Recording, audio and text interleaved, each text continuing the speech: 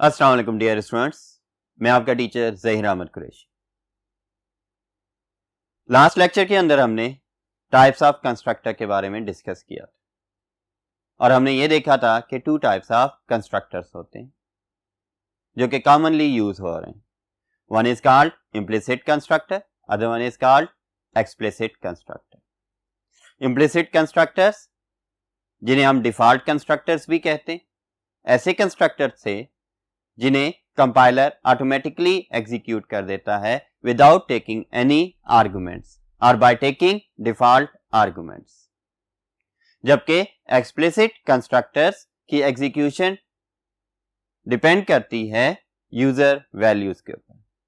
जब हम object declare करते हैं तब एक्सप्लिसिट कंस्ट्रक्टर्स के ऑब्जेक्ट को हम आर्गुमेंट्स भी प्रोवाइड कर देते हैं।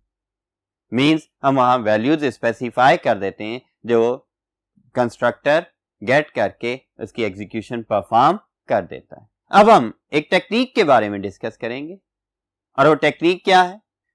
Constructor overloading. बच्चों, इसे डिस्कस करने से पहले आपको रेफरेंस देता चलूं, लास्ट चैप्टर के अंदर आपने फंक्शन ओवरलोडिंग का टॉपिक पढ़ा था। फंक्शन ओवरलोडिंग क्या थी कि एक से ज्यादा फंक्शंस विद सेम नेम लेकिन डिफरेंट प्रोटोटाइप्स जब एक ही प्रोग्राम में यूज हो रहे हो तो क्या कहलाते थे? फंक्शन ओवरलोडिंग कहलाते थे। अब हम डिस्कस करेंगे कंस्ट्रक्टर ओवरलोडिंग और आपको फंक्शन और कंस्ट्रक्टर्स के दरमियान डिफरेंस तो पता है। हमने तीन टर्म्स पढ़ी, एक यूजर डिफाइंड फंक्शंस, एक मेंबर फंक्शंस और एक कंस्ट्रक्टर्स। यूजर डिफाइंड फंक्शंस और सिंपल फंक्शंस जिन्हें हम कह लें, वो क्या है? वो प्रोग्राम के बिल्डिंग ब्लॉक्स होते हैं। कोई भी प्रोग्राम है हमारे पास C++ का, उसके अंदर अगर हम अपनी टास्क को डिवाइडेड करके डिफरेंट ब्लॉक्स में रखते हैं तो क्या कहला रहे होते हैं? फंक्शंस कहलाते हैं, जो कुछ आर्गुमेंट भी लेते हैं और कुछ रिटर्न भी कर सकते हैं।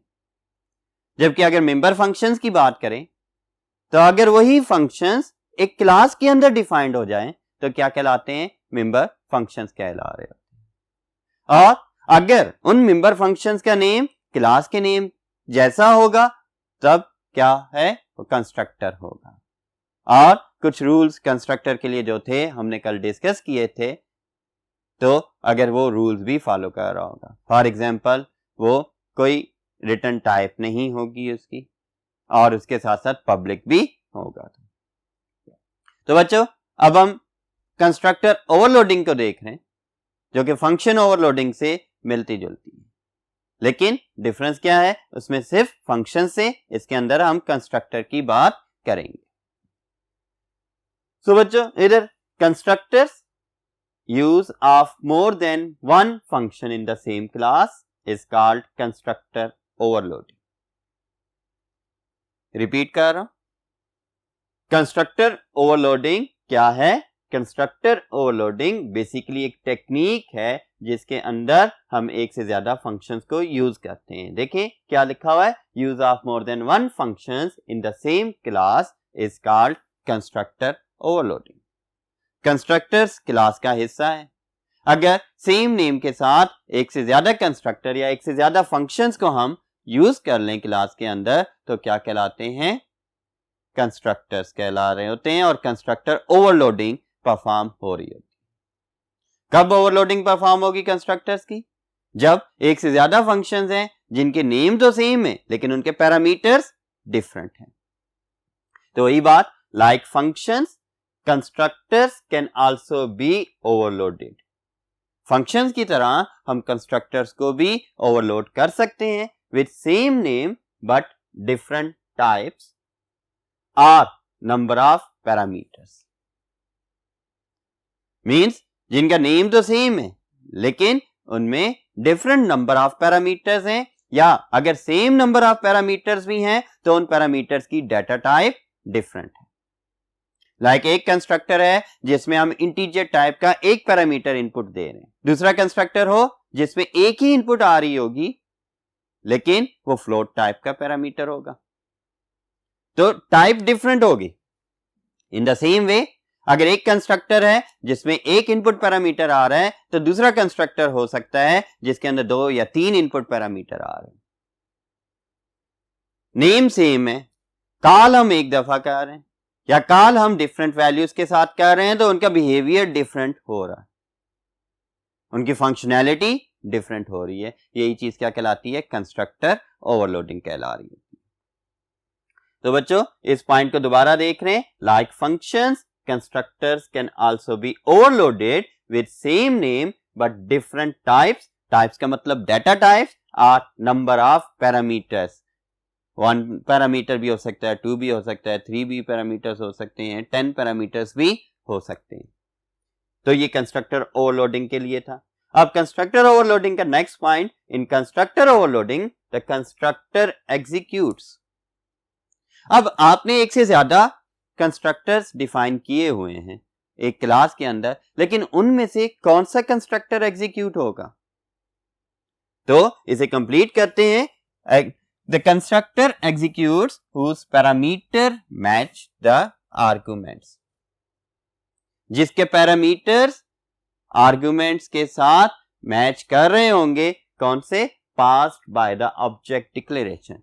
जब हमने ऑब्जेक्ट को डिक्लेयर किया तो वहां पर हमने जितने आर्गुमेंट्स दिए उतने, अगर वो आर्गुमेंट्स और यहां पर input parameters of the constructor दोनों मैच कर रहे होंगे, उनकी टाइप्स, उनके नंबर ऑफ पैरामीटर्स, तब वो कंस्ट्रक्टर, वो ब्लॉक एग्जीक्यूट हो जाएगा।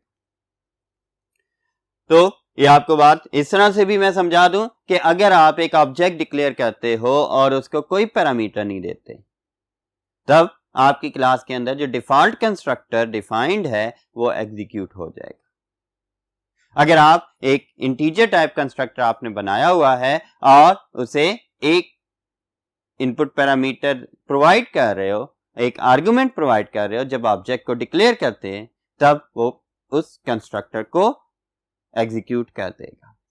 इन्हें हम डिटेल में एग्जांपल्स में देखेंगे। उससे पहले नेक्स्ट पॉइंट को डिस्कस करते हैं कि it allows the use of a constructor in different ways.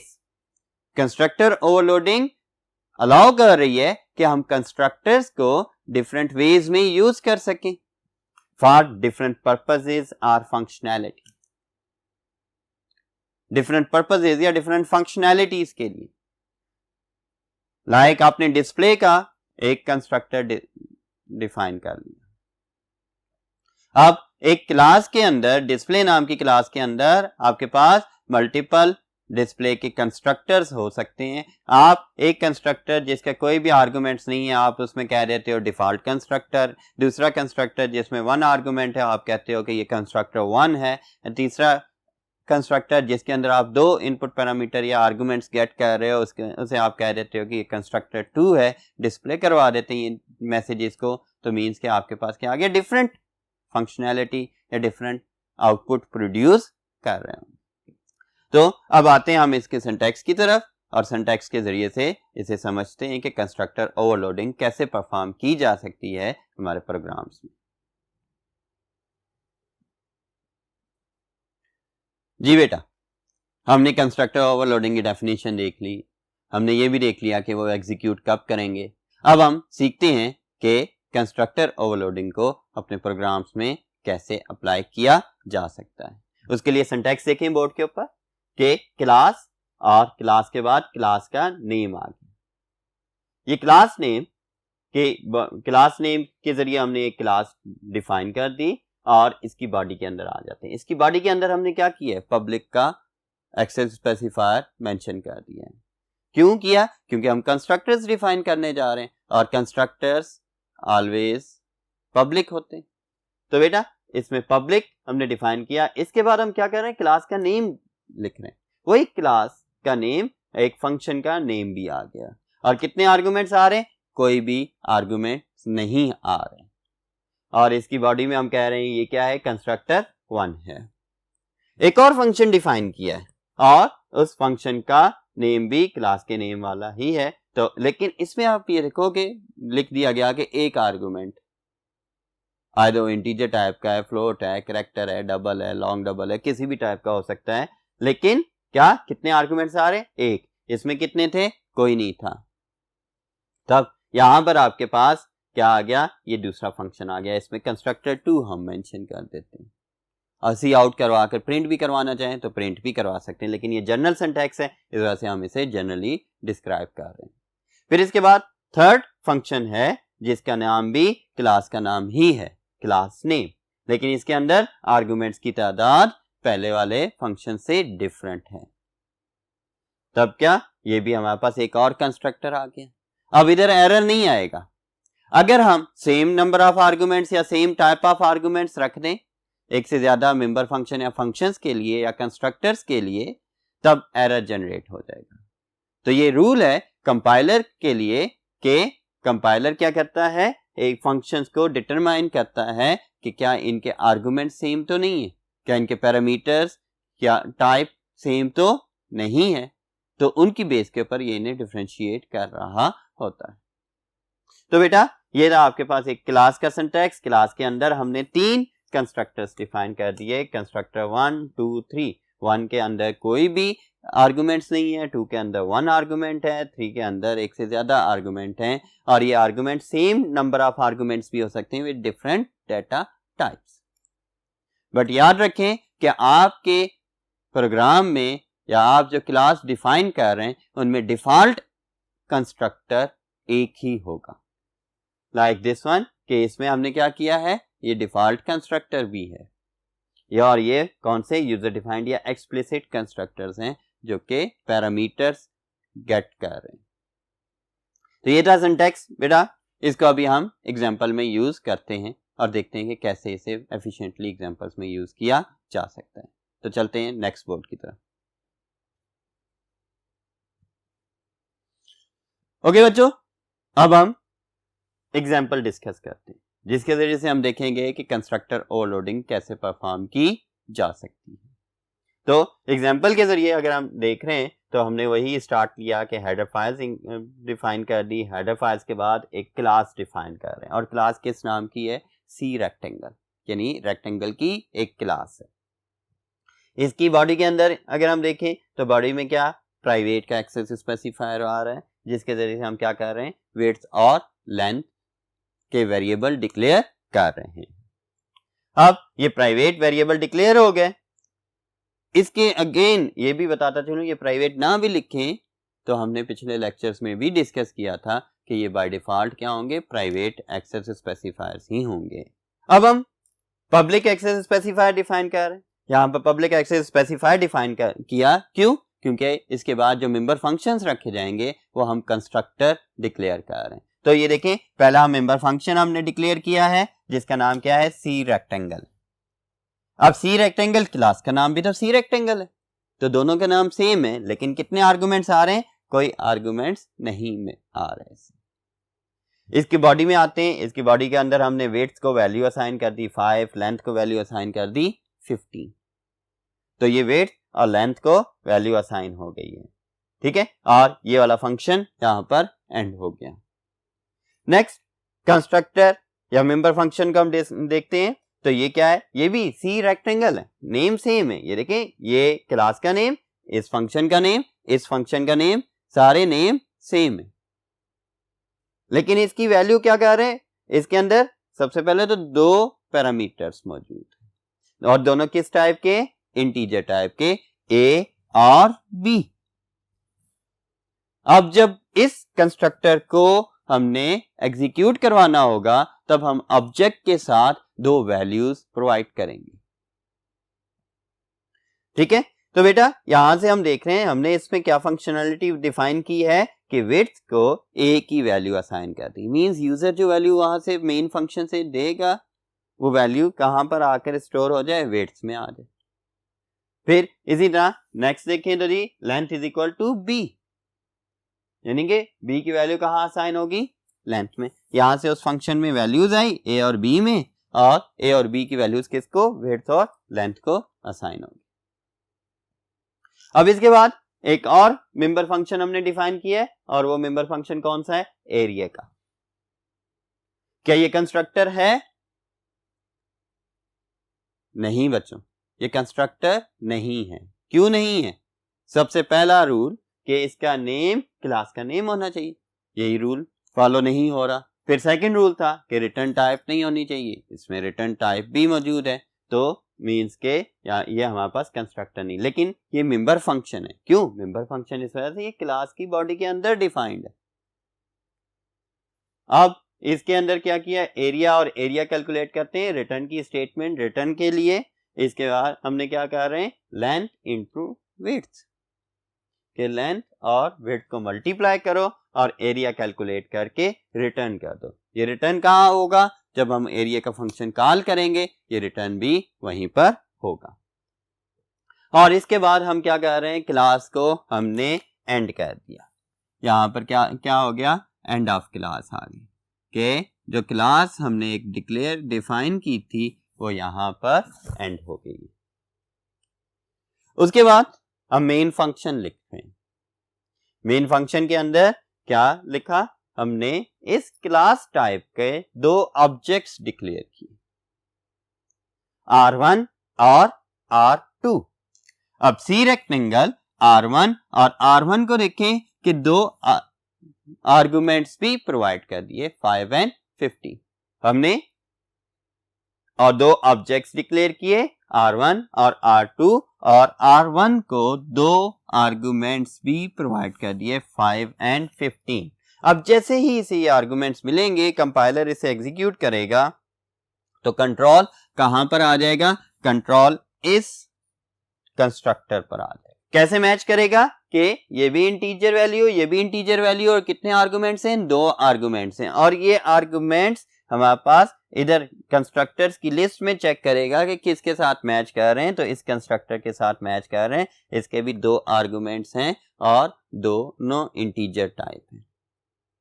तो कंट्रोल इधर आ जाएगा और यहां पर कंपाइलर ए की वैल्यू को असाइन कर देगा किसे, विड्थ में, मींस के 5 किसको असाइन होगी, विड्थ को, 15 किसको असाइन होगी, लेंथ में।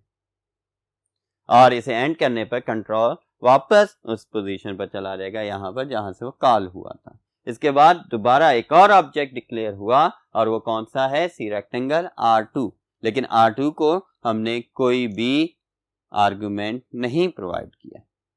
तो मतलब कि ये कौन सा कंस्ट्रक्टर एग्जीक्यूट करेगा, जैसे ये ऑब्जेक्ट डिक्लेयर हुआ तो डिफॉल्ट कंस्ट्रक्टर को ये एग्जीक्यूट कर देगा, और यहां पर इसकी वैल्यू 5 एंड 15 रख रहे। ठीक है, इन्हें डिफरेंट करने के लिए मैं थोड़ी सी वैल्यू चेंज कर देता हूं, इस 5 को मैं 25 कर देता हूं। क्यों, ताकि वो भी 5 एंड 15, ये भी 5 एंड 15, रिजल्ट्स में डिफरेंस हमें पता नहीं लगना था। तो ये अब 25 विड्थ को आ गया एंड लेंथ का क्या है, 15 आ गया। तो बच्चों अब इसके बाद कंट्रोल नेक्स्ट स्टेटमेंट पर जाता है और कैलकुलेट करता है, प्रिंट करवाता है एरिया ऑफ रेक्टेंगल। ये आउटपुट में प्रिंट हो जाएगा, एरिया ऑफ रेक्टेंगल 1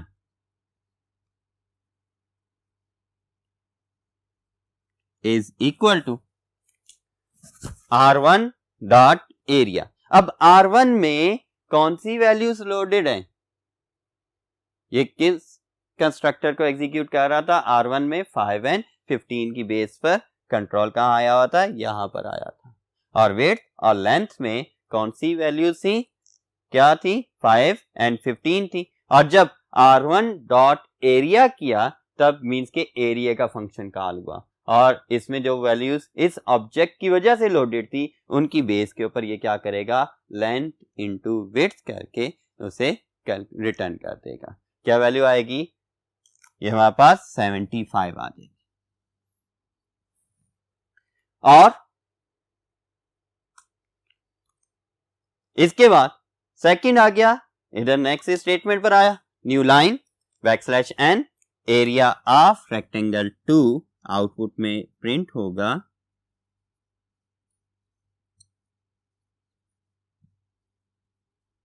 और इक्वल टू के बाद अब देखें R2 डॉट एरिया, R2 की वजह से ये ऑब्जेक्ट 2 आ गया। ऑब्जेक्ट 2 के अंदर लेंथ एंड विड्थ की कौन सी वैल्यूज लोडेड हैं, 25 एंड 15।